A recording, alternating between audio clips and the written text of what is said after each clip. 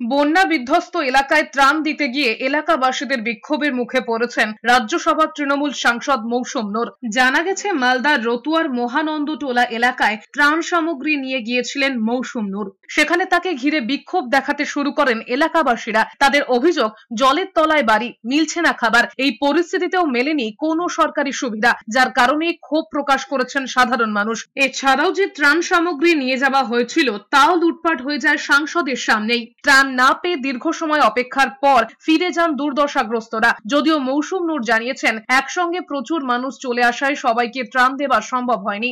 খুব সেরকম হয়নি, এটা ব্যক্তিগত উদ্যোগে আমাদের কর্মাধ্যক্ষ উনি একটা ব্যবস্থা করেছিলেন, আমাকেও জানিয়েছিলেন, আমরা সবাই এসেছিলাম, এসে দেখি প্রচুর মানুষ চলে এসেছে। তাই সরকারিভাবে আরও অ্যারেঞ্জমেন্ট করা হচ্ছে, কেউ বিনা ত্রাণে ফিরে যাবে না, এটুকু আমরা কথা দিতে পারি। মিললো না কিসের জন্য গেল, এখনো পর্যন্ত মাল মিললো না, চলে গেল মাল।